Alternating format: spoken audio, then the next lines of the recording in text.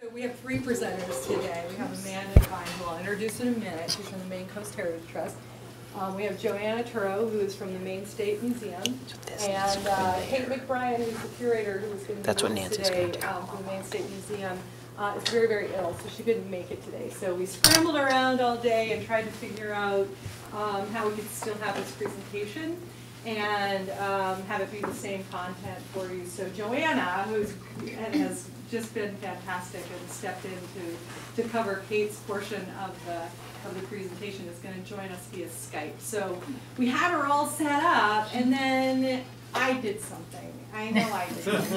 And so we're just like almost there to get started. As soon as Nancy gets back, we'll be able to hook her up, and you'll be able to hear her more clearly. But I'm looking at it right now. Are we going to be able to see her? You can see, I'm going to introduce a turnaround, actually. Oh. Wasn't it? What was your report? Yeah. Here we go. No, he doesn't see. Oh. There's Joanna.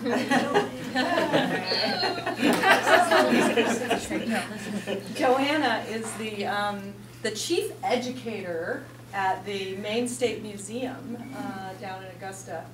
And she was extremely involved in the creation of the exhibition that we did down there, and is served on the team. There was a whole team of people working on the project. Joanna's role was sort of as audience advocate, so she made sure that the whole project was accessible to a wide range of folks, both in terms of physical accessibility, but also in terms of educational entry points, age levels, all that kind of stuff, and also made sure that we included people's voices in the exhibition, not only voices of the descendants of Malaga Island and the people from Malaga Island who were living there during the time that we're going to be talking about, but also the voices of visitors to the exhibition, which was a really important part of what we did. So just giving people a chance to interact with the content was a really nice thing. Joanna, you want to add anything to that?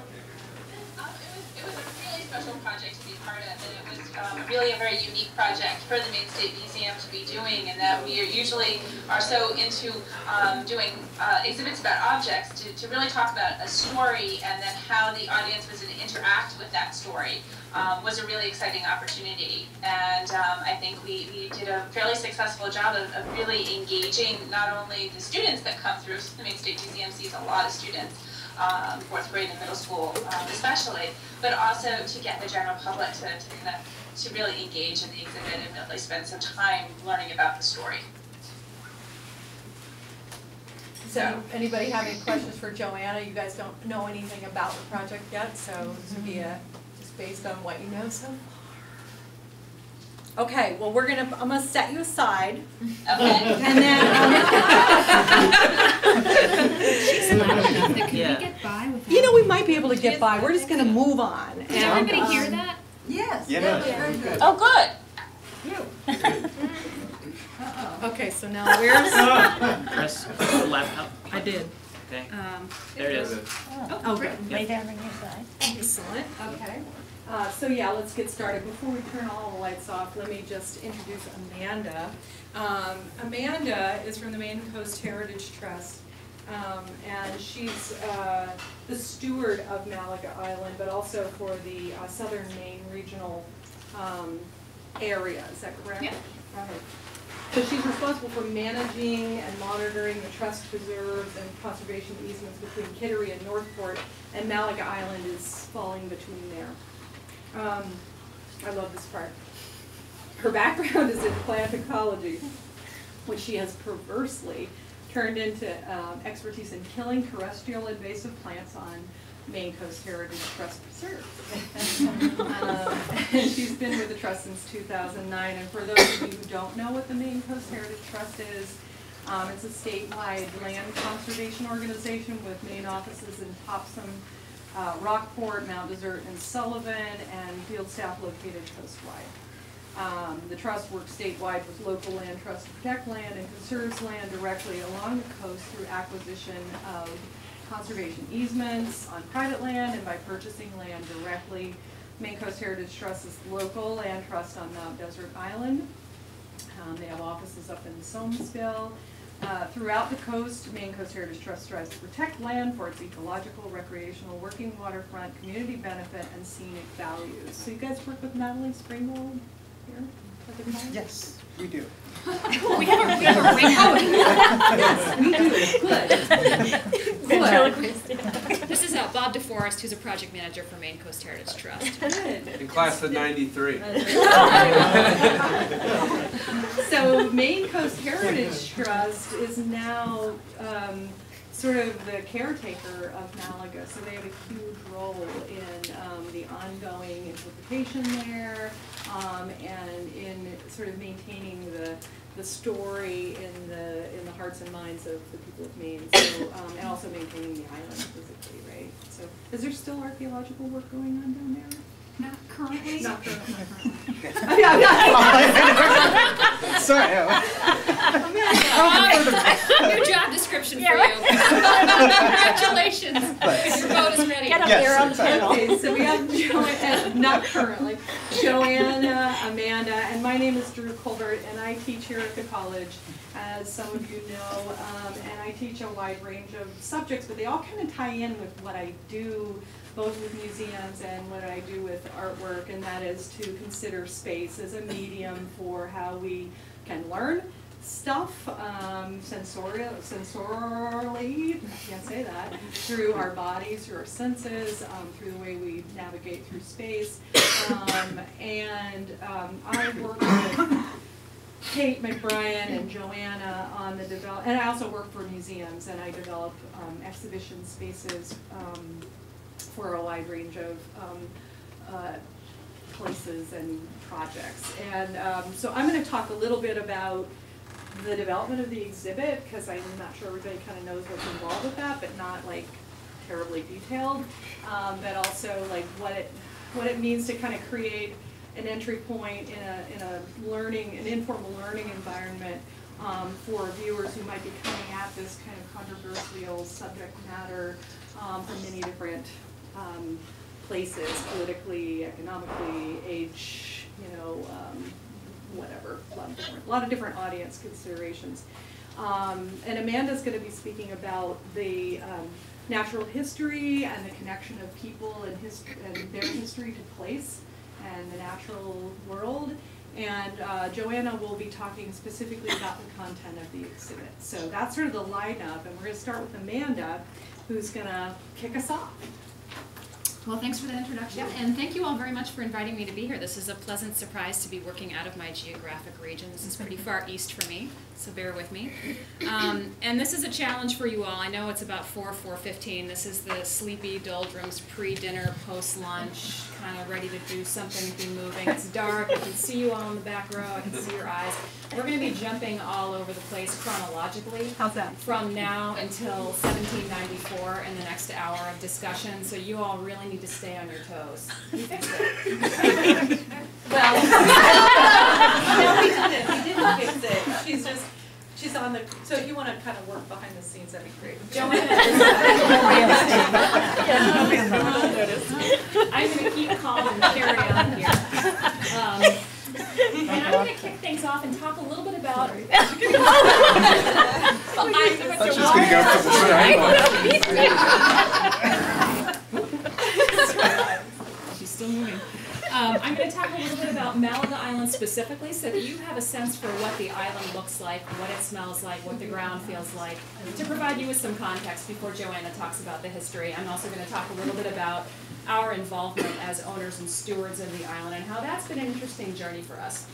First of all, has anyone here ever been to Malaga?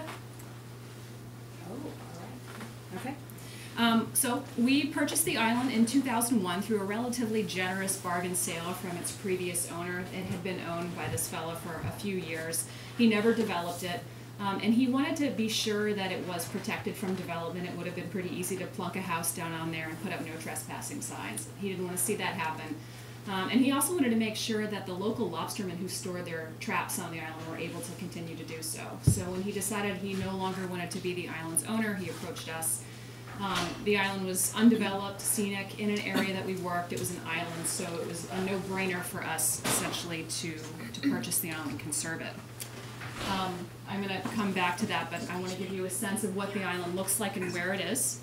It's about 42 acres, and it's right in the mouth of the New Meadows River, which is a tidal river in the town of Phippsburg that goes up to Brunswick and Bath. For those of you who aren't familiar with the area, where the red star is where Malaga Island, and this is in eastern Casco Bay. And the island itself is just west of the Phippsburg mainland, so west of Popham Beach and due south of Bath. The island is really close to the mainland. People think island, they think arduous, long boat ride. You could probably hit it with a baseball if you had a good arm. It's so close. I was telling somebody before that you can see there's a little wharf right down here, and there's a guy with some kind of hunting dog who lives there, and I can hear his dog barking when I'm on the island mowing or working on the trail or leading tours. So it's very close. I also just want to point out Bear Island right here to the west. This is, north is that way to orient you. Bear Island is privately owned, but we have a conservation easement on the southern half. It's an eagle nesting island, so that island is, most of it's permanently protected as well. I'm going to talk a little bit about natural history so you have a sense for what the island looks like. Most of the island is forested. About 39 or so acres is mostly mature red spruce forest. It's pretty even-aged. If you've been to islands off the coast, you kind of know what it looks like. It's all thick, even-aged, 90 to 100-year-old spruce. There's not much in the understory. Dru mentioned my background is in plant ecology. I'm a botanist, and it's, you know, pretty boring, quite honestly. It's lovely, but there's not a lot of interesting plants out there. There is one rare plant, spotted wintergreen, which I still haven't found. I have a GPS point, and I go out there, and I'm like, where are you? I try to smell for it, but... so, you know, pretty typical island. The north end, which is where the historic settlement was, is pretty typical of a disturbed land. A lot of invasive plants. There's thistle, there's burdock, there's all kinds of stuff that gets stuck in your fur when you walk through there. There's a lot of introduced European pasture grasses. And there's luxurious, magnificent, I mean, museum-worthy specimens of poison ivy. Like neck high. It'll climb up your legs if you're standing still. And as island steward and resident botanist, it's my privilege to put a Tyvek suit on and weed whack it. So that's really fun. But this is the north end of the island. It's pretty open, as you can see. Kind of a shell beach here, typical beach strand. There's this lovely hay-scented fern community, and those of you who are up on your forest ecology know that this is actually a native invasive, and it results from land clearing. And the hay-scented fern spores will establish, and then it forms this impenetrable thicket, and nothing eats it, and nobody grows there. And it's beautiful, but it's kind of a wasteland, botanically speaking, unless, of course, you're hay-scented fern. I want to point this big, lovely thing right here is a lilac, which blooms every spring, and it was probably planted by somebody who lived on the island. That's apocryphal, but it doesn't seem to grow wild very often. Just at the very northernmost end of the island, this is showing you kind of an astronomical low tide. It's all productive soft-shell clam flats. This factors into how people who lived on Malaga made their living. And then there's little bits of fringing pocket salt marsh with your typical salt marsh vegetation. That's blackbrush, spartina, seaside goldenrod, all those good things. So it's a pretty wild island with lousy soils. Shows you a soil pit, some wind throw, they're shallow, they're acidic. They're not great soils. Remember this when we talk a little bit about how people made their living on the island. This is not a great place to be farming. So a marginal place to grow. So I want to back up a little bit now. When we bought the island in 2001, we did know about the island's history. We basically knew as much as was written in Bill Barry's 1980 article in Down East. Did any of you read that? What was it called? The Shameful Story of Malaga Island? Yeah. Was that In the 1980s. Yep, it was 1980, and that was really the first kind of modern look at what happened on Malaga Island. So we knew that much. We knew there was a mixed-race fishing community there. We knew they were evicted, but mostly we knew that it was a beautiful, undeveloped island, and so that was kind of our primary motivation in protecting it. There were other people who were a lot more interested in the island's history than Maine Coast Heritage Trust when we purchased it. Basically, before the ink was even dry on the deed, we were contacted by researchers from the University of Southern Maine who were desperate to do some research out there. They had first scoped the area out in 1989, recognized that the north end of the island was where this historic settlement was, and they never were granted permission by the previous landowner to dig. So they were really, really anxious to get some shovels in the ground. So they started work literally within months of us acquiring the island. There aren't any excavations going on currently. I think they wrapped up in 2008, just before I joined Maine Coast Heritage Trust, but they uncovered some 50,000 artifacts, which you'll learn a little bit more about. And I will just mention, do a little name dropping here.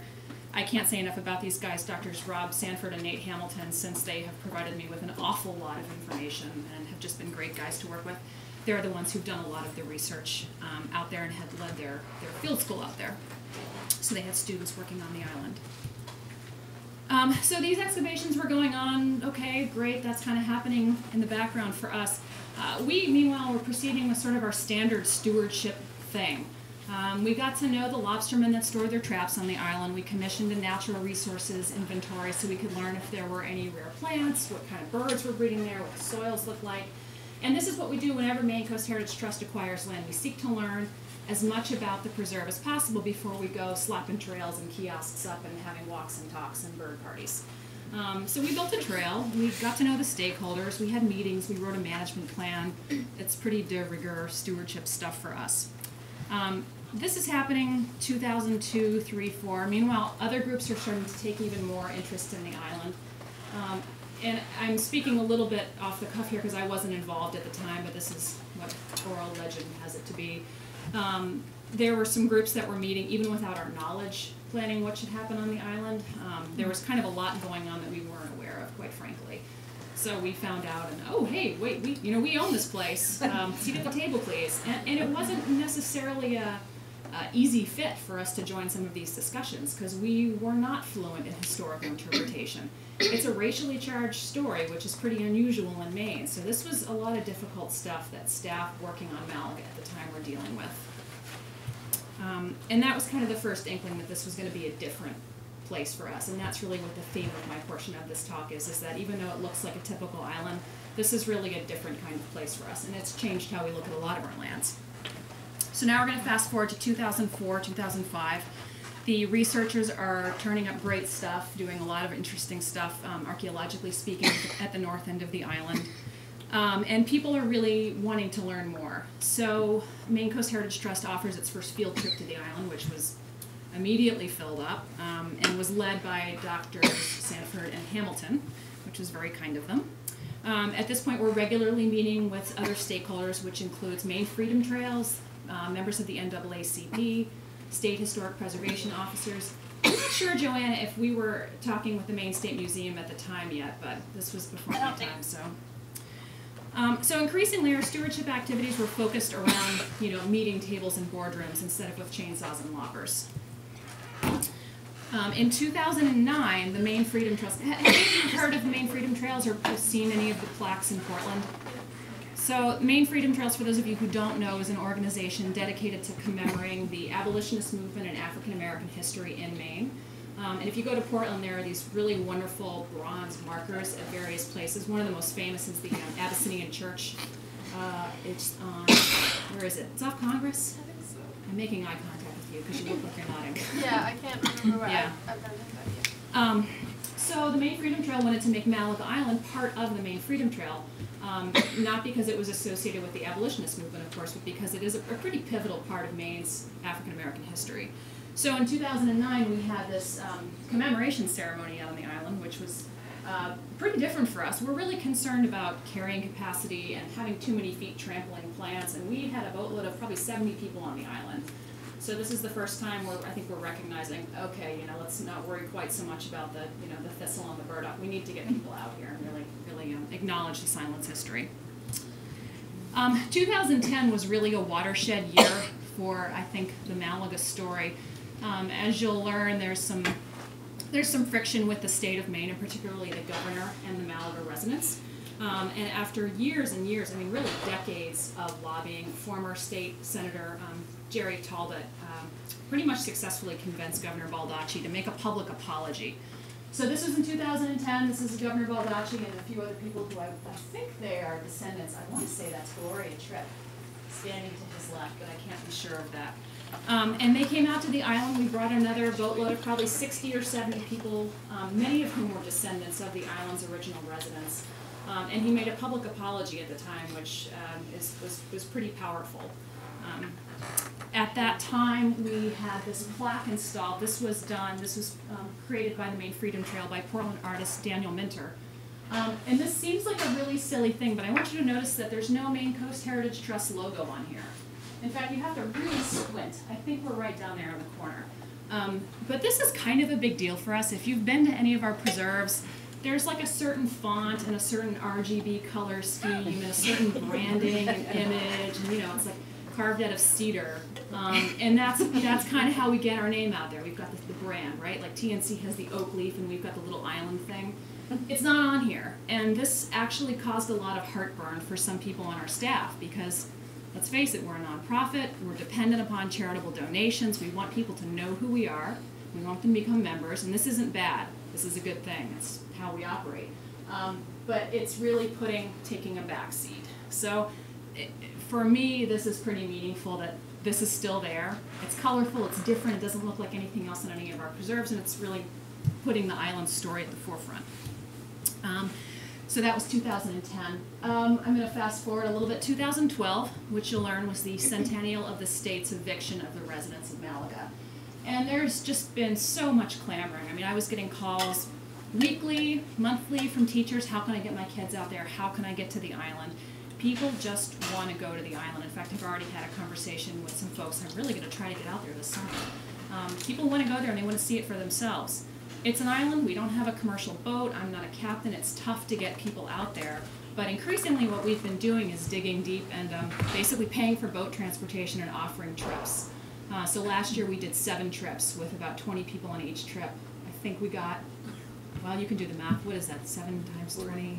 140. Yeah, something like that, give or take. We got a lot of people out to the island and did tours. We hired a guide who was a graduate student at the time of the archaeological excavations, Kate McBrien, who's now getting her PhD down at Howard University. It was great to work with.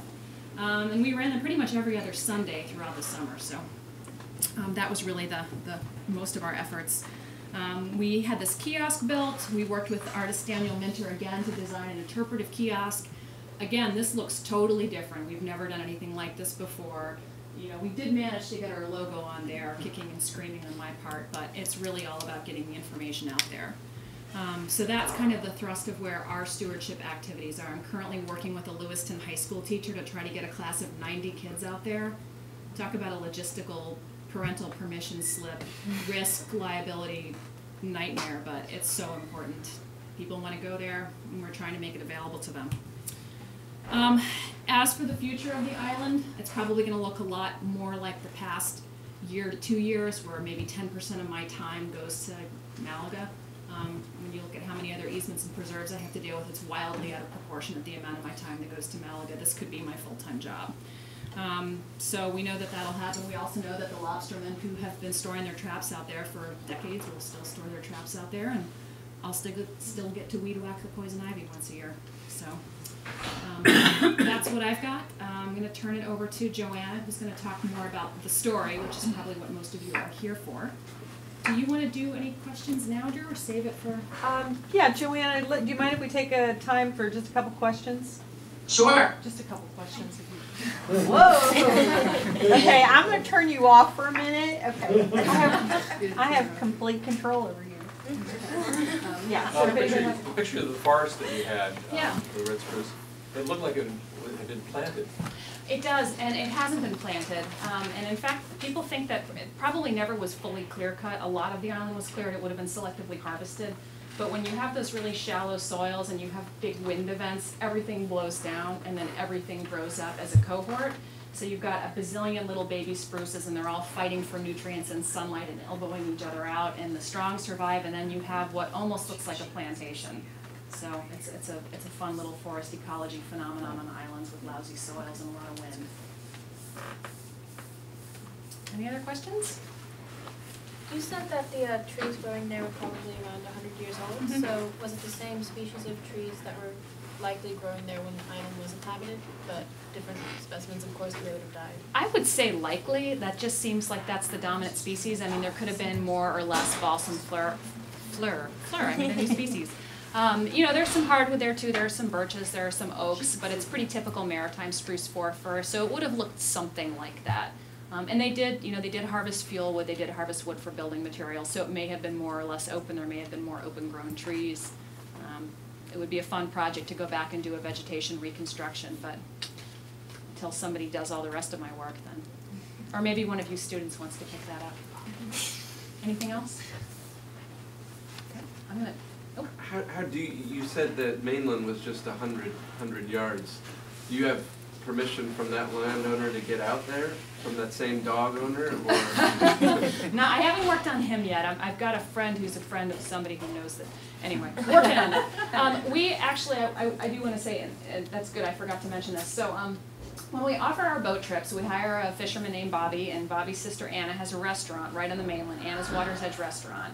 And she's really the gatekeeper. Her restaurant looks directly across at the island. And so we actually hire Bobby to take us out there and hire Anna to make us picnic lunches. So, you know, it works out really well because we're bringing them business, they're giving us what we want. It's a fabulous relationship. And I have to say, our interpretive activities out there would not have gotten off the ground if that family hadn't been supportive of it. And yeah, they're making a buck off it, but they're letting us park there for, you know, a $15 clam roll. I'd say it's a pretty good relationship.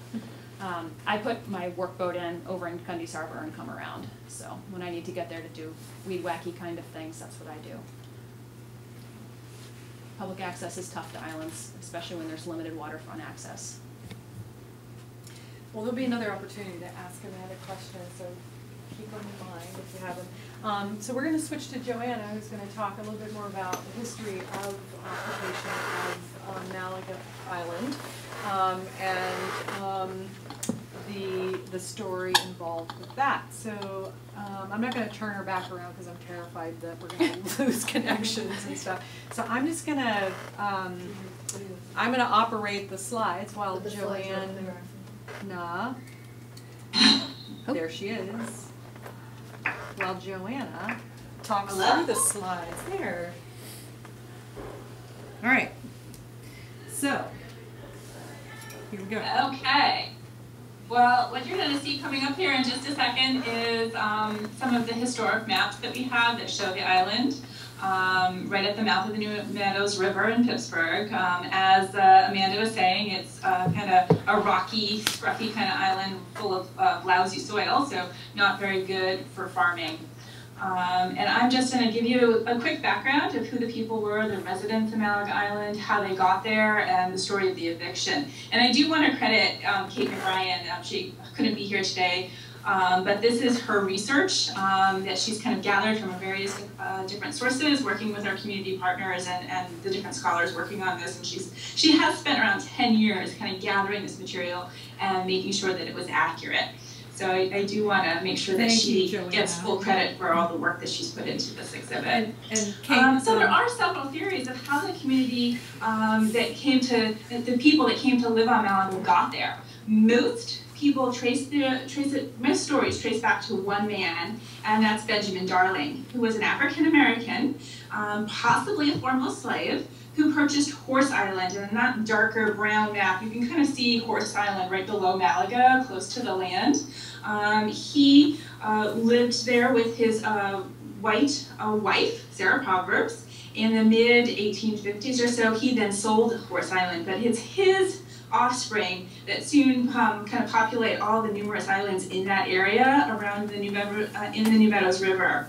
The first family that we actually know of that is living on Malaga Island is Henry Griffin and his wife, who is Fatima Darling Griffin, so there's that Darling family again. And they moved to the island around 1863.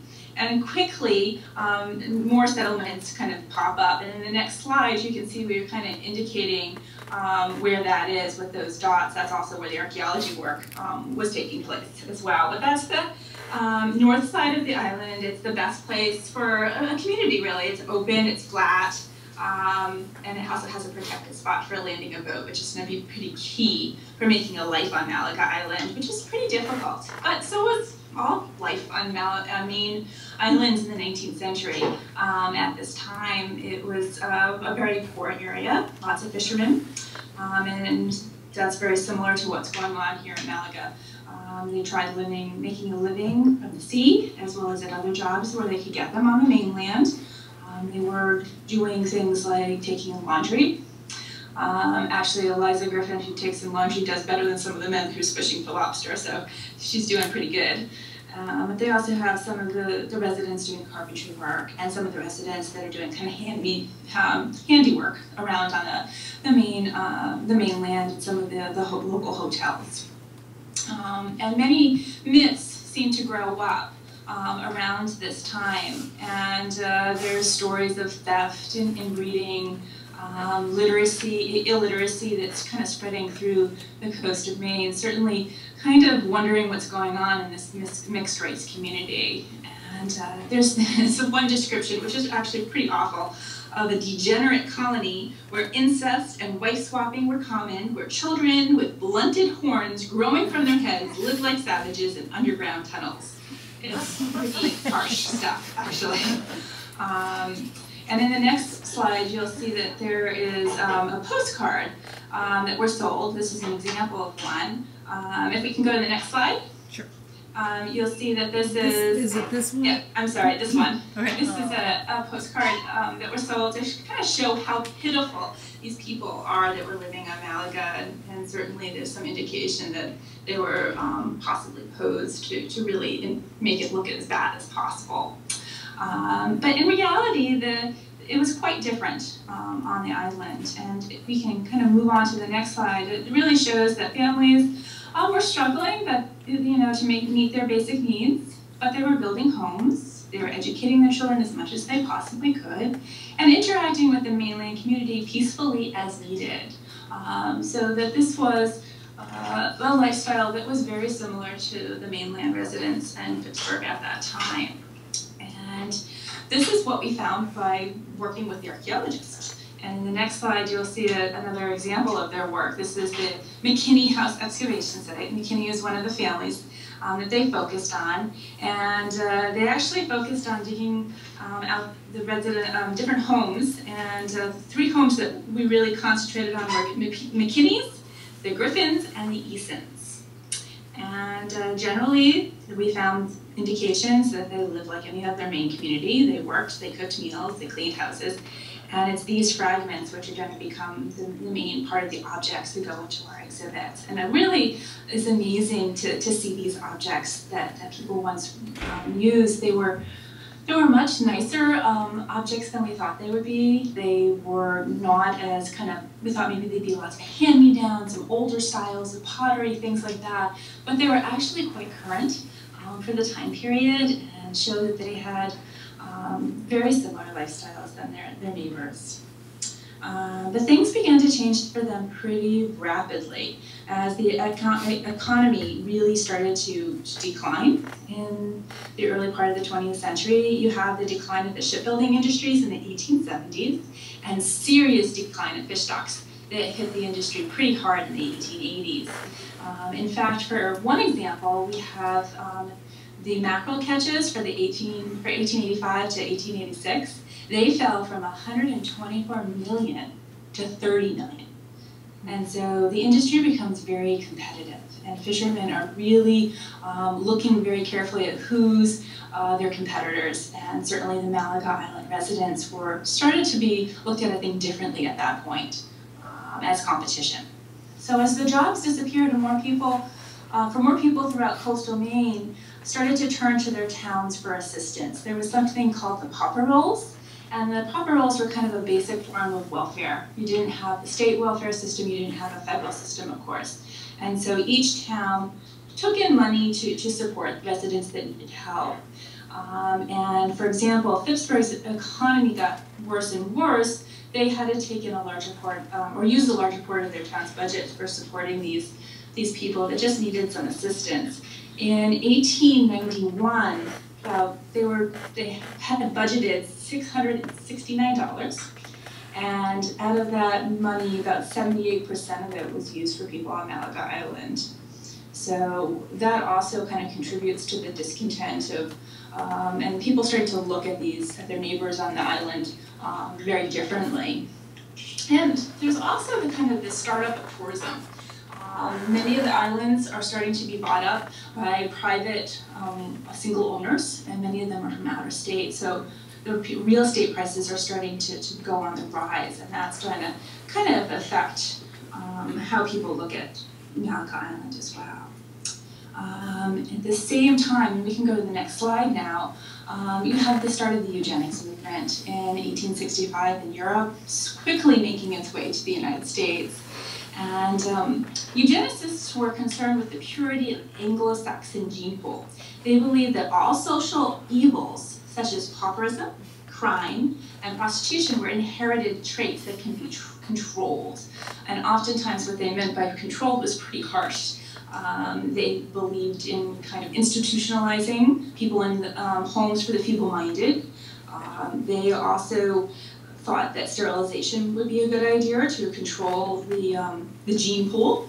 And certainly this is the time period where you start to get words like idiot and moron as being used as part of like scientific terms, which is a little disturbing. And in the next slide, we're going to see that out of this movement, you started to have groups that wanted to work for the betterment in their view of the less fortunate. And George and Lucy Lane are examples of that. They are Massachusetts missionaries that come from Malden, Massachusetts, and they began to visit Malaga in the summer of 1906. Back up there. You're just testing us. Yes, just testing you, that's right. George wrote to a friend in 1911, we built our summer home on the north end of Harbor Island, which is really what Horse Island, and being interested in looking for people who need help, found what I was looking for on Malaga Island. So he was certainly thinking that Malagites, the residents of Malaga really needed some help, and he started to report his work in articles that got published in the Boston Globe and other Boston, New England area newspapers. And some of those articles actually went national.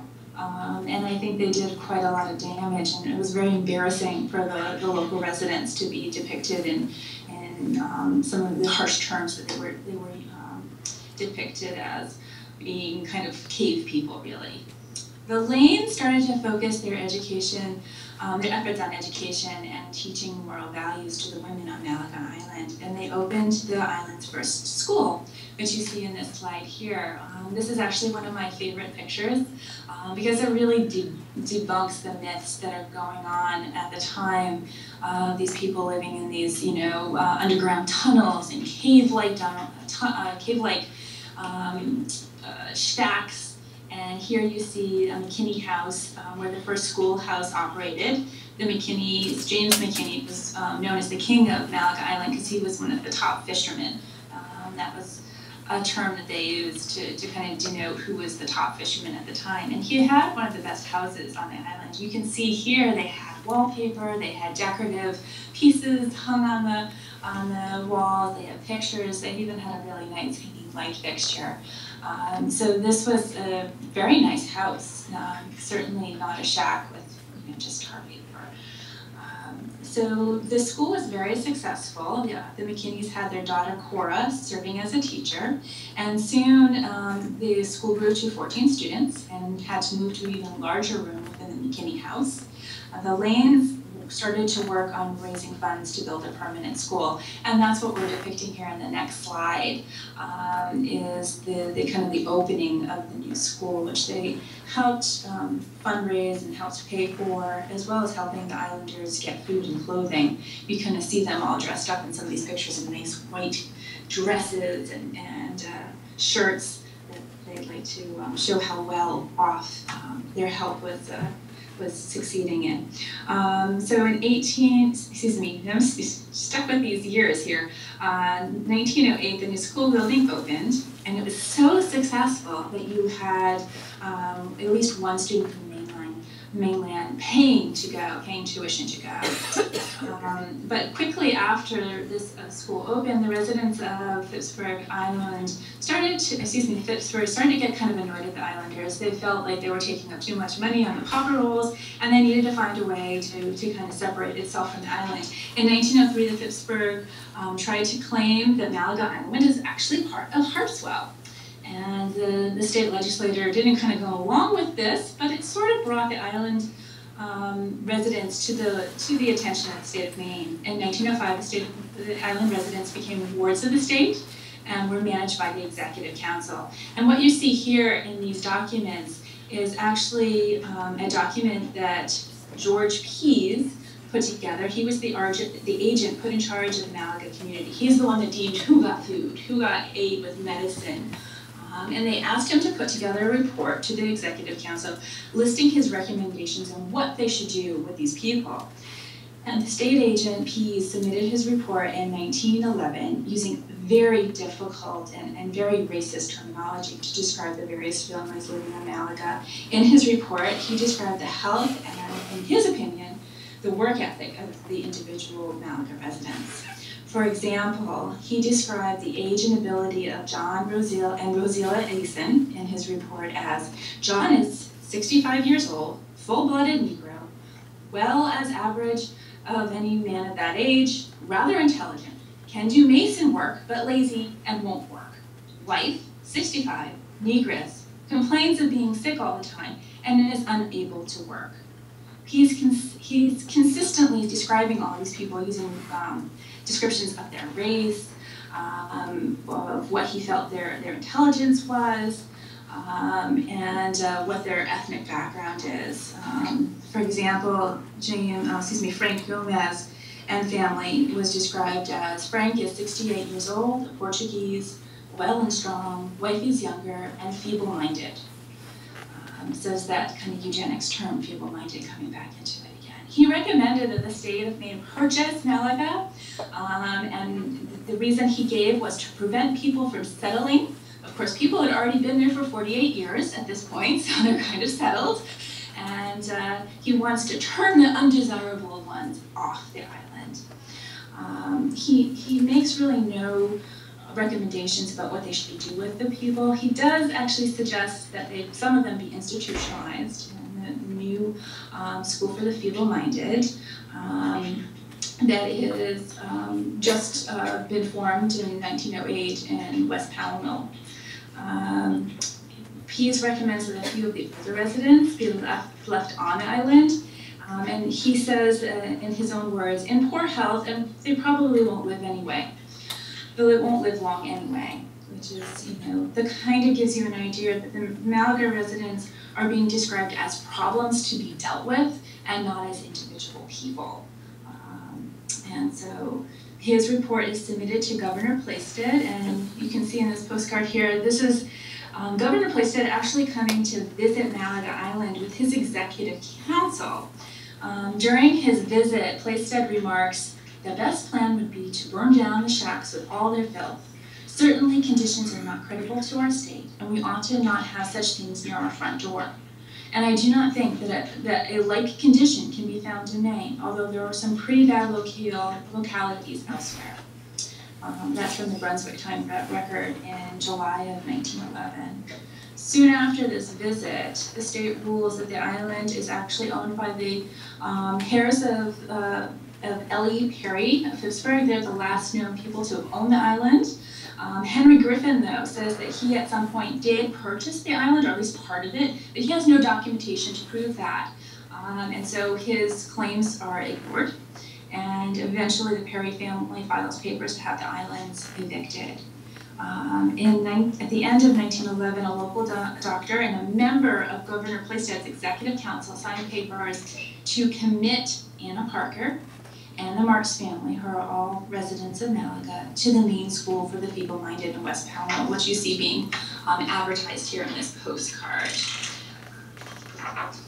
Now, In the same month, the state purchases the Malaga Island from the Perry heirs, and they purchased it for about $471.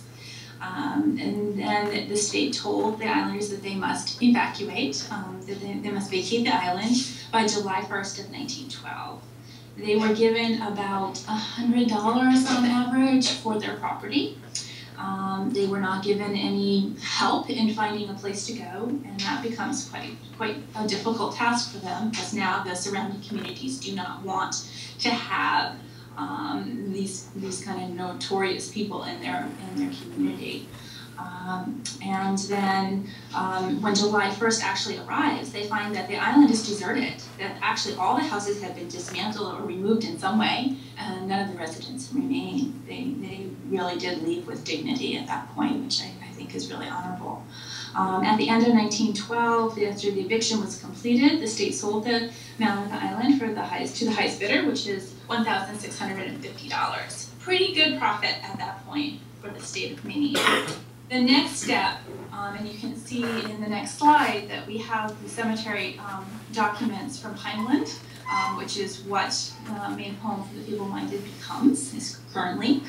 And in November of 1912, remains of the cemetery on Malaga Island, which contained about 17 people, were combined into 5 zinc-lined caskets and reburied beneath a row of white markers in Pineland Cemetery. So that's kind of like the ultimate offense, I think, is to take their dead and relocate it there, because they were very fearful that these people would come back and resettle the island, and this is one way of preventing that from happening.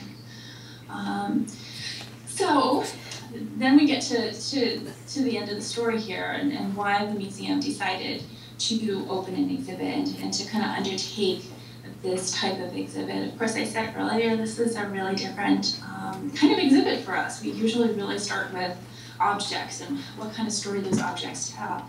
In this process, we started on the fact that we have a story that's really important. The anniversary of the eviction was coming up, and we wanted to see how we can make that story come to life for the modern visitor. And the first things we did was really start working with the community and working with our kind of developing some collaborations. We partnered with descendants, many of which still live in the area, Maine Coast Heritage Trust, of course, who own the island, the archaeologists at USM, and that helped us quite a bit with our research and just wonderfully supported in this whole process that we went through. We also worked with the Pittsburgh Historical Society, the NAACP, and some other individual scholars. I really have to stress, though, that one of the most amazing parts of this process was working with the descendants and working closely with them. We were very conscious of telling the story about their community, about these individual people that we knew about, and not just making this a big tragic story about the eviction, because these people represent that the story does go on, and they do have successful lives, and they survived this terrible event. So in order to tell this pretty difficult and emotional story, we decided to work with Dru, who's gonna give you a little bit more insight in the process. But she had worked with the museum in the past, and of course she's worked with other stories and had other experience telling stories like this.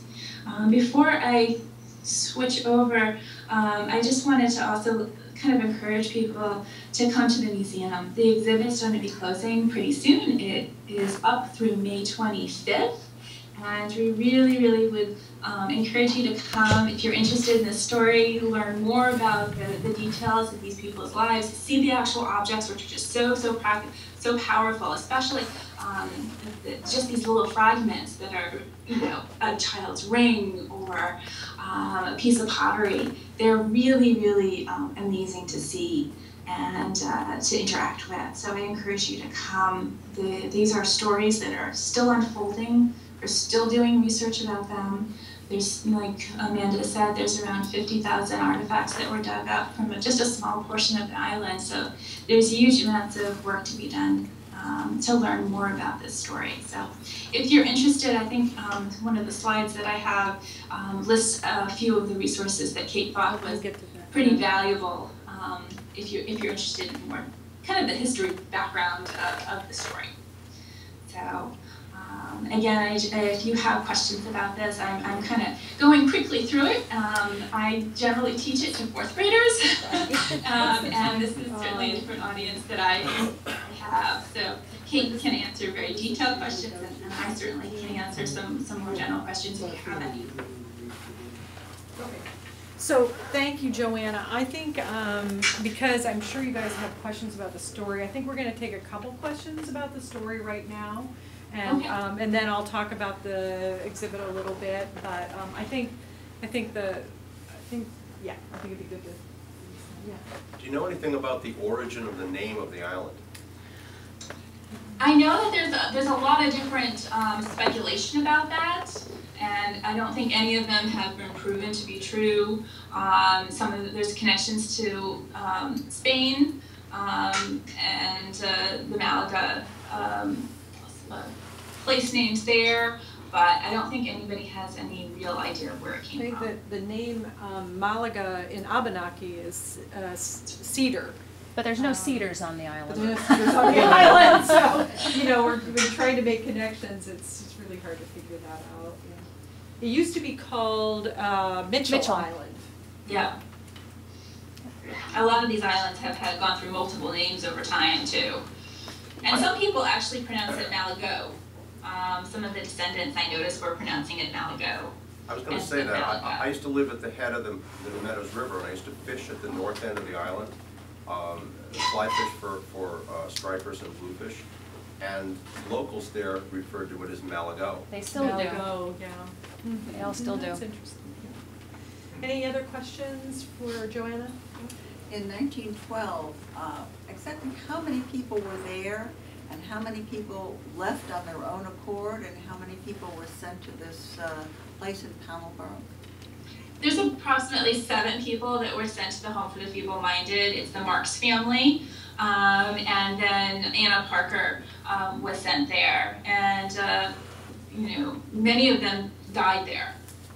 There is one of the Marks, the youngest of the Marks, actually left the Home for the Feeble-Minded and denies ever having been there. If you talk to her, there's been some interviews done for her, and she just kind of has erased that part of her history.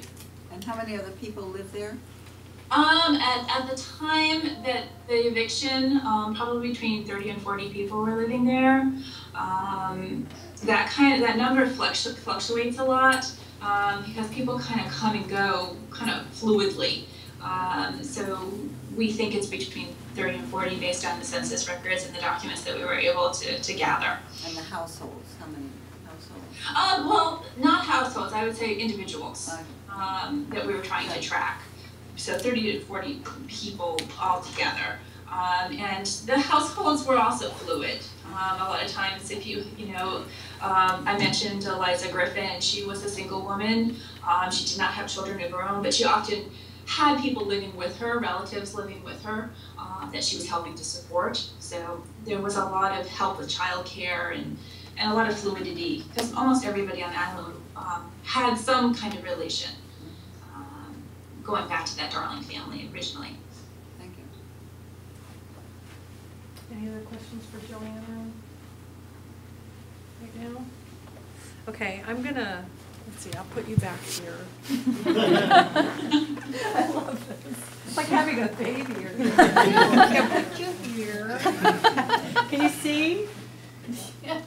Now I can. All right.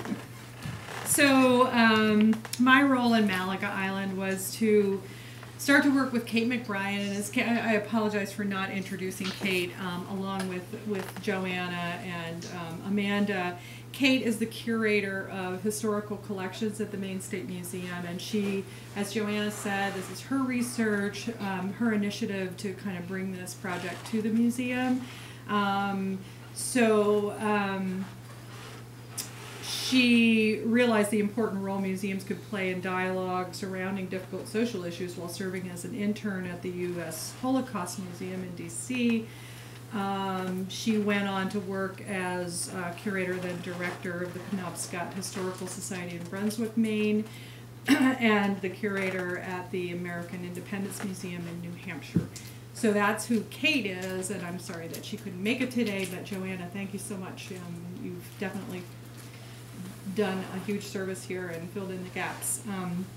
So my role was to work early on with Joanna and Kate to develop the physical space of the exhibition and try to organize the complex story within that space and provide multiple ways in which people could interact with that story.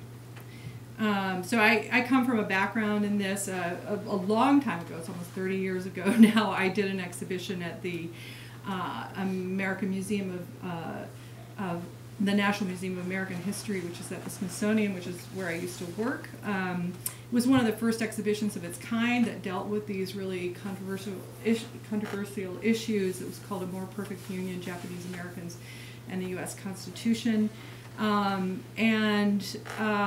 Since then, I've gone on to work on a lot of different kinds of exhibits like this that are controversial in nature, presenting either historical information or environmental information about pressures on habitats. This is for the Wisdom of Wildness, this is for the U.S. Fish and Wildlife Service. Everglades National Visitor Center for the Park Service that talks about the channelization of the glades. And even with students here at COA on projects to talk about Maine's endangered species. Steve Russell and I, who's right there, worked on this project with students together a while ago now. My God, time goes so fast, but it's like 7 years ago or something now. More than that. 10 years ago. And Diane, who's here too. I didn't see you in the shadows. But yeah, so we did this, and the students actually developed the content along with Diane and Steve and I, and built the exhibits around this. But there, all of these exhibits have certain things in common.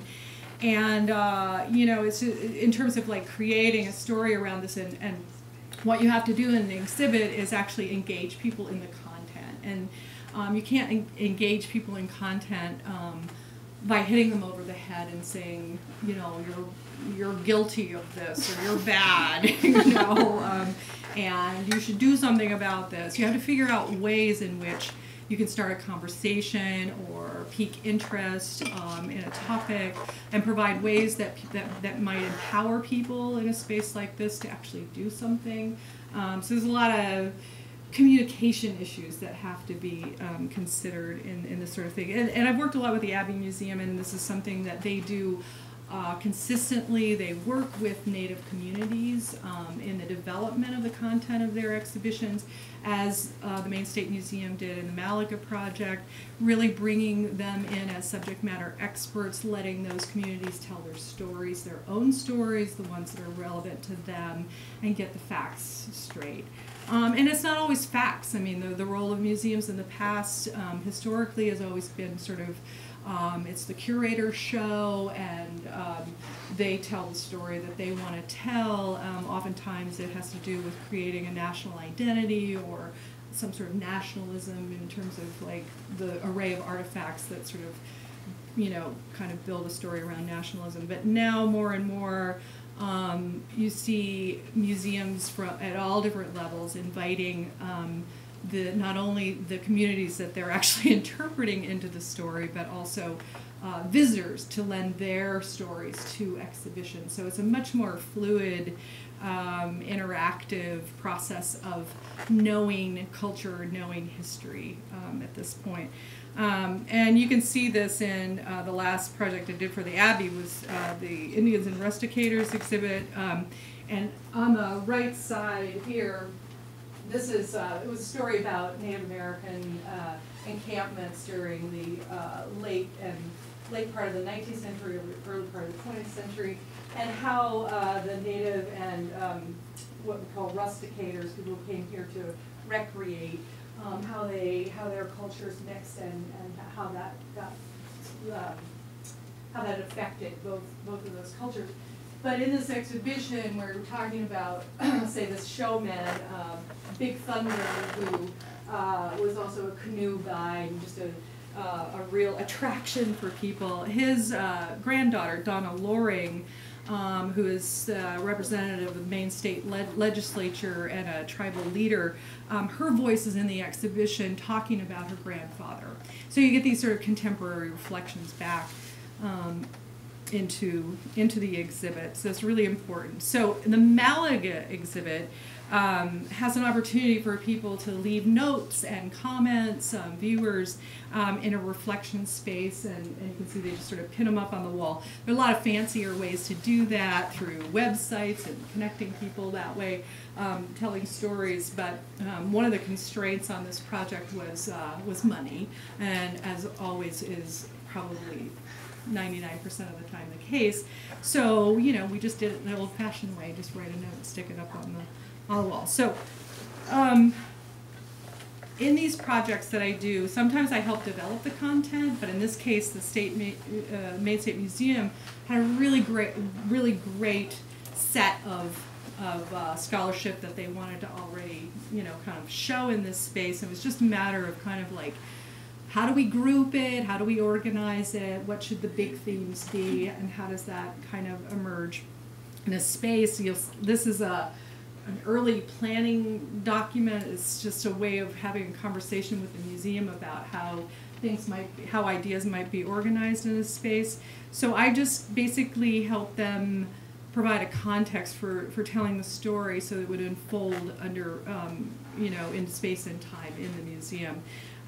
It's a time, the process of developing an exhibition, particularly of this nature, it takes a long time, more time than you could possibly imagine, and there's a lot of different steps to the process, mainly in just thinking about audience, you know, what is the audience bringing to this subject matter, what might be some, you know, areas of sensitivity, how can we reach out to people who might have prejudices as well as people who, you know, who don't, how can we get kids involved in the story. So knowing the audience and knowing how to segue from what is the museum, the Maine State Museum experience throughout is quite different than this exhibition. And right adjacent to the place where the Malaga Island exhibit is sited in the museum is an exhibition called At Home in Maine, and it really celebrates Maine home life with all of the wonderful artifacts that the Maine State Museum has, and it's just like this really happy, wonderful story, and cozy, and, you know, home movies, and everything's great. And then just down the hall is the Malaga Island story. So it's a really interesting juxtaposition of great, you know, home, and then like, you know, the whole notion of home and how that can be threatened by the way that different communities might interact and view one another. So it was a real brave move on the museum's part to actually stage this kind of a story there. Anyway, so how do we like bring people into the story in a way that doesn't sensationalize, doesn't try to overshadow with its own presence? You'll see a lot of choices were made to really downplay the exhibition and the graphic elements, with the exception of using large-scale images that kind of peopled the exhibit.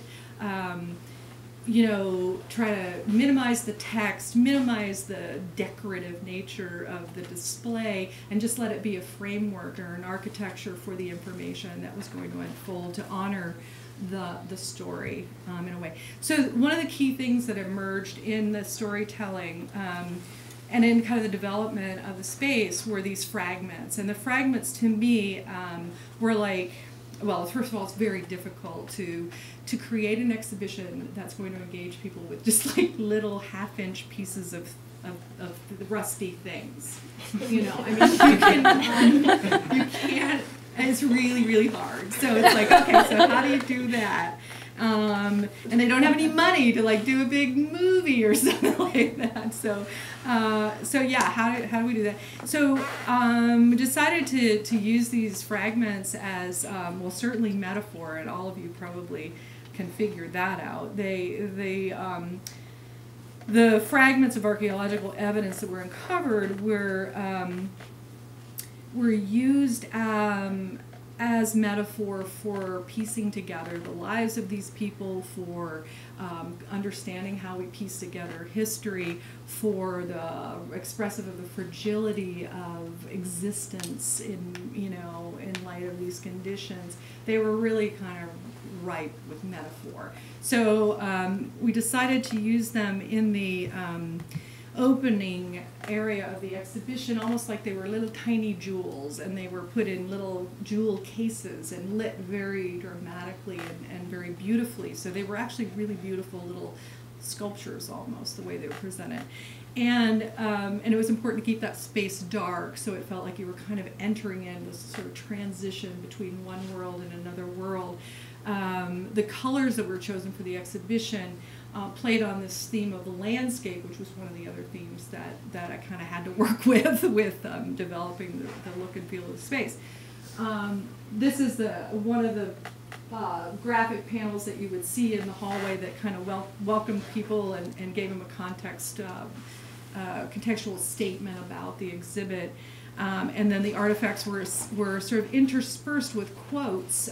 They weren't meant to actually tell the story or invoke or excite. They were simply meant to, and these were quotes by, a mix of quotes by newspapers at the time, by Governor Baldacci from Now saying, gee, I'm really sorry, but they were more like leading questions. They were leading questions that, or statements that would lead to questions by the viewer, like, oh, what happened here? More like, kind of like setting the stage for the story to unfold, basically. So one of the things that places like the Maine State Museum did in this show, and that the Abbey does, and that other big projects like this do, is they try to actually let the constituents of the subject tell the story in their own words. So there were a lot of quotes, and we used a lot of quotes throughout the exhibition and identified them as sort of like the voices in many different areas. So this is a quote by a contemporary of Eliza Griffin, who was talking about her moving over to the mainland when the island was cleared off, and trying to find a place to live and that sort of thing. So the other metaphor, that we were able to work with and build around was this notion of place and trying to create and evoke the sense that you were on Malaga when you were in the exhibit, and you were, amidst the residents there at the time. So when you walk in the exhibition, there was a diorama that was actually created by Scott Swan and Jordan Chalfant. And it was, the rocky coast of Malaga. So here you are, and you're situated, geographical sort of orientation there. Where is Malaga? What, and what is Malaga? And that you learn about that around this text rail here. There's this little scene was created. The inspiration for this scene was this photograph from the time of Malaga.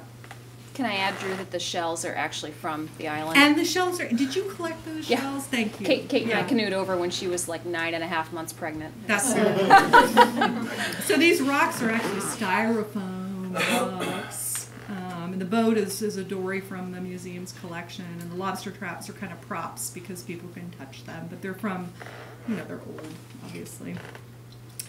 And this gives you a view of, like, one thing that you kind of want to do in a space like this is provide some views into other spaces so it doesn't feel closed off. These are people in the reflection area of the exhibition. So there's a little room that was created by this facade. And you can see people actually doing things in there, which is another way of kind of pulling people into the space and getting them excited. Oh, what are they doing in there? I'm going to run in and look. Okay, so another important visual device was using almost life-size images of people, so you felt like you were amongst the people of Malaga. This is a big mural image that confronts you when you first walk through the door. And down here, these are probably too tiny for you to even see. This is the way it actually kind of looked in the exhibit area. It was called A Difficult Place, and what this area did, it was adjacent to that diorama setting. You walked over to this A Difficult Place, and you learned about how hard it was to actually eke out a living in this sort of, sort of hard scrabble existence of the people of Malaga at the time, but and also soil samples that were taken from the island to show that it wasn't a place where you could plant and actually grow much. So their sustenance was fishing and that sort of thing. So in this area, because Joanna was very interested in providing many, many different ways that we could build in interactivity and places for educators to pull out an object or something that they could have as a talking point for giving further information in the exhibit to school groups. Here's Joanna. No, is that you? She's not, audio's not on. Oh, she's not on. Yeah, that's her. Yeah, that's her. I can talk to her. So here's a little boy pulling out a drawer, and he's looking at shells and mussels and soil samples and being able to touch things and all that sort of stuff there. This was meant to kind of evoke a little island shape there. So then when you walk in the exhibition, there's literally, again, the landscape metaphor plays out in this array of table cases which have more fragments in them. And it's pretty abstract, but the tables were actually meant to kind of, the color and the different heights of the tables and everything to evoke that sense of landscape. So that's where the artifacts from that tell the story of the individual households are kind of laid out, and artifacts that relate to work. And when I say artifacts, again, they're just like little pieces of things. And above that are some banners that kind of show some of the, they show the historic images of people on the island. And here's Kate installing those cases in the exhibition space, and this is sort of typically what the layout of the cases was. So I just wanted to say that Danny Meyer, who works in admissions, also helped on this project, doing the final production of along with me, of the graphics and stuff. So it's sort of a team effort here, COA team as well. So here's another way we sort of tried to, originally my plan was to kind of wrap the whole room in different views of being on Malaga. So when you look in this direction or that direction or that direction. But again, cost was an issue. So we were able to pull off a very large mural from the period of a Malaga home overlooking the water and the view to Phippsburg. The point of this exhibit, if you walk over to it and turn around, you're actually facing back into the space of the exhibition. So it puts you in the position of someone from the mainland looking back at Malaga, and these areas here talk about the different viewpoints of people who were looking at Malaga at the time, as Joanna talked about, the people who were trying to do good things over there by building schools, but also people who were kind of like trying to appropriate the island for their own benefit. And here you can see there are pull-out drawers and things that scrapbooks that people can look through with lots of pictures and some artifacts on these things. But they're pretty challenging. It's pretty challenging content there for people to think about. And in order to kind of situate, for those quantitative learners, situate yourself in time, we decided we better have a big, long timeline, because in an exhibition space you cannot count on people going where you want them to go unless you build like a little maze that you walk down and it's darkly lit, and you know, you can go, this is 1, 2, 3. You can't do that. So you have to kind of pull people through lights and colors and, you know, kind of subjective elements to get them where you want to go. But this did tell the whole story and gave people a framework for looking at the other parts of the exhibit. So starting from like Wabanaki occupation of the island through to today. So with pictures and artifacts and that sort of thing. And we also had a wall that sort of showed the census records from the time and all of the family names. And this is another image that's laid into that. These aren't very small people standing there in front of that wall. These are the descendants that attended the opening of the exhibition. And this is the reflection space, which was like a super important part of the whole experience for the audience. They could go in here, they could sit down, they could write, they could go to several websites and other resources that help them process the information or find out more information. And there was an array of really beautiful pictures that were taken by this woman, Kate McBrien, in there that were, these are the descendants of Malaga Island shown in here. And then a place where the visitor could record their memories there.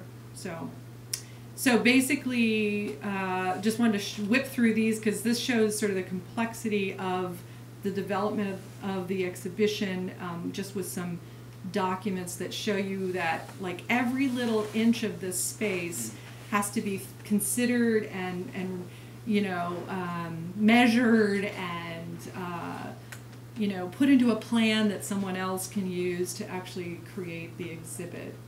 If you're not building it yourself. So it's sort of like an architectural design project, even lighting plans, you know, for lighting the artifacts and lighting the spaces, elevation views and plan views, and like how does this pull-out drawer work, and you know, just all sorts of, and where all the labels go, and colors, and you know, what is this? Oh, this is a picture. Oh, no, this is a whatever. So, yeah, a lot of notes and a lot of instructions. And there were many, many, many, many, many drawings for what appears to be a very simple exhibition.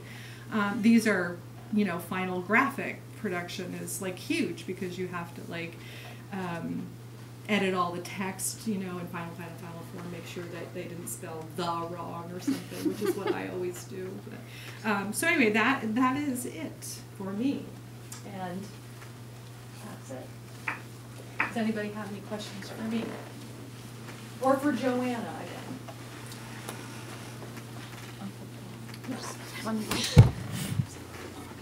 Yeah. I know I've raised my hand before, but an observation and a question both. I applaud you, all of you that were involved, for making an attempt to make public what is obviously a difficult and perhaps embarrassing component to Maine's history, rather than following the Texas view of trying to edit history to teach our children only what they want them to know. But at the same time, it sounds like, and it appeared from the exhibit as you showed it in your slides, that you have by no means not downplayed. You have downplayed the fact that the reason these people were displaced from the island really had more to do with race and interracial, their interracial characteristics than anything else. Have you really addressed that, or did you in fact downplay that knowingly and intentionally? What you're not seeing is actually the exhibit script, which is very specific in terms of, and I wish I would have copied. I had copies of that with me, but it says right in the opening text that, you know, the residents were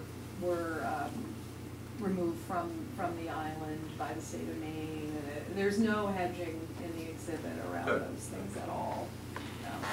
No, I mean, it's, I guess the space was used to kind of more get a sense of the community, you know, more so visually. It was, let's not have these headlines that are screaming at people, you know, and let's let that be uncovered in the text. And, I have to say that that's really also part of our work with the descendants, and that one of the things that they emphasized to us is that they were afraid if the eviction story was given too much weight, that people would not see them as individuals, that they're relatives as individuals. And so we were very careful to kind of let people in the exhibit get to know these people and the island before then kind of leading them through the eviction story, and putting those documents, which there were very little of.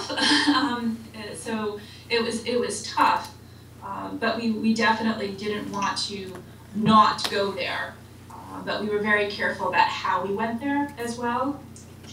And certainly, you know, talking about the eugenics, and certainly some of the racial language that came out with the executive council reports are right in the exhibit, so you can see the words that they're being used, and really some of the really difficult descriptions that the eugenic movement, which really had a big part in Maine, something I didn't get into earlier, but a lot of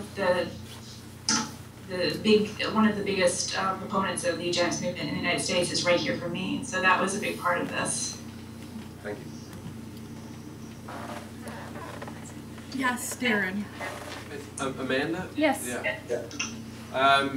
You said yourself in your own segment that this was somewhat of a departure for Maine Coast Heritage Trust, given the historical content of the island. But I have to think that historical content raised, if anything, people became more exposed to Maine Coast Heritage Trust because of its history. If you had, you know, the power of the magic wand, would you take on new projects like this that had more historical content? Absolutely, and we have. Yeah. And I think both land protection staff and stewardship staff increasingly look at, maybe I can let Bob speak a little bit about that, but for instance, we purchased Treat Island, which is in between Eastport and, I don't know, down east, what's the other one? Typical. Yeah, there we go. Which was the site of, it was a Civil War, Revolutionary War history, actually fairly significant Revolutionary War history. And so we're kind of going through a similar process. We're raising money to do, in fact, we have our grant writer working to do an archaeological assessment there. So it's definitely turned our awareness onto land use history beyond the past 100 years of clearing and farming and sheep on islands, and looking for a bigger cultural story to tell. Do you want to add anything to that, Bob? Or? I guess another example of that is a project that Patrick Watson, another graduate of COA, worked on, which was pictographs down at Long Point in Machiasport. And so that was a piece that was very important to Native American culture and history in that region. And that was a piece that we ended up working to protect the property and the historical significance and work with the tribe to provide access there. It's more work, but it's also it's a way of more exposure to it. Right, and it's a way of reaching. There's the kind of your land protection choir that sea kayakers and cruisers out there who like to go to pretty islands, and then there are people who really are interested in the human aspect of land, and every piece of land has a story. I mean, there's really not a lot of untouched wilderness on the Maine coast, so it's really spurred us to dig and to be open to doing this kind of work more places.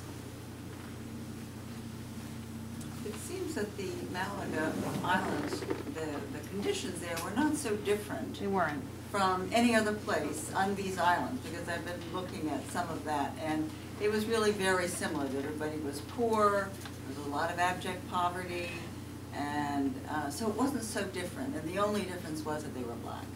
It seems that seems to be the major difference that led to their eviction. I think that's true. I also think it's true that in the 18th and 19th, early 19th century, it wasn't that big a deal to be black on the coast of Maine because the shipbuilding and maritime commerce industries were one place where if you were able-bodied, you could get a job if you were black, white, Portuguese. And so there was actually a fairly large African-American community living in Bath at the time, living in Brunswick at the time. There are some census records that suggest that part of the Maine coast was more racially diverse then than it was now. It really was when the economy hit the skids, that people started to look, and the rise of the eugenics movement, that people really started to look at race a little more critically, and particularly mixed race marriages, and that's when Malaga rose to the forefront. But you're absolutely right. What spurred the mackerel collapse in, what was it, 1885, 86? Was that overfishing? Because it seems like that was a real an important trigger event. Civil War. That led to increasing pressure on the pauper rolls and increasing tension about Pittsburgh supporting people on Malaga. Was it overfishing? Joanna? I'm out of my league. I believe that's part of it. I think also you have a change in people's tastes as well that are reducing the need for fishing, for fish that they would normally dry. People started wanting less dried fish and more fresh fish, and that's a change in just people's tastes that are affecting the quantity that's being fished as well. But certainly there was a drop in the actual, certain species, there was a drop in what was available to them. And certainly that was due in part to overfishing. Were there any protesters to the eviction or to the complaints about people in Malaga Island? Any protesters to the complaints about any, have you caught any flack on this exhibit? In 1912. Oh, were there any protesters at the time? At the time. There was some people in Portland that kind of set up a society to try to help the people in Malaga towards the end. Certainly they were doing some fundraising to help them get food and medicine and you know, repair their houses. But at one point there was some talk of them hiring a lawyer to help them. But things kind of just dissolved and they kind of just let it happen. I think there's a quote somewhere from somebody that's kind of part of this group that says, well, this is really what should happen. You know, that they should be institutionalized and you know, that they really can't take care of themselves. So even though people wanted to help them, they weren't disagreeing with what actually the eviction and the institutionalization of some of these people. And you know, if we just to address maybe the question of did we get any flack when we did the exhibit, and we were actually expecting a lot more response, and we've gotten nothing for the most part but positive response from everybody that's seen the exhibit and heard about the exhibit. So it's not been as controversial as we thought it might be. Yes.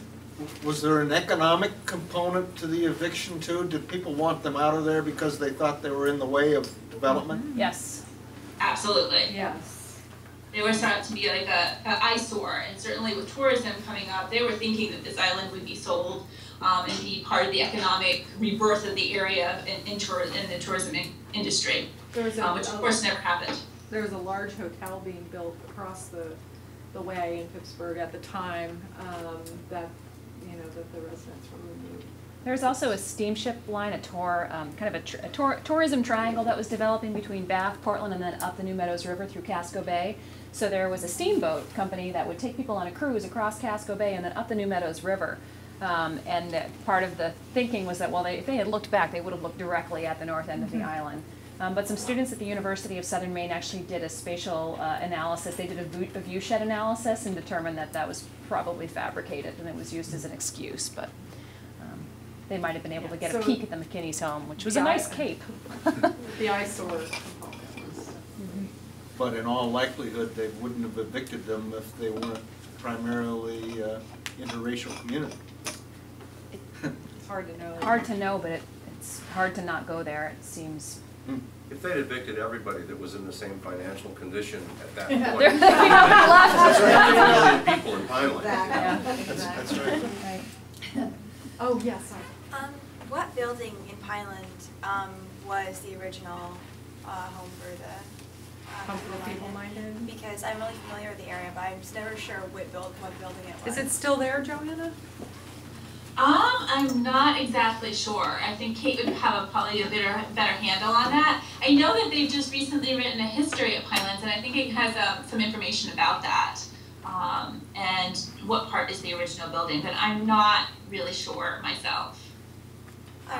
If that's a question that somebody would like to have answered and they want to contact Kate, she can, via email, she can definitely give you the answer to that. All right. Well, thank you. Thank you.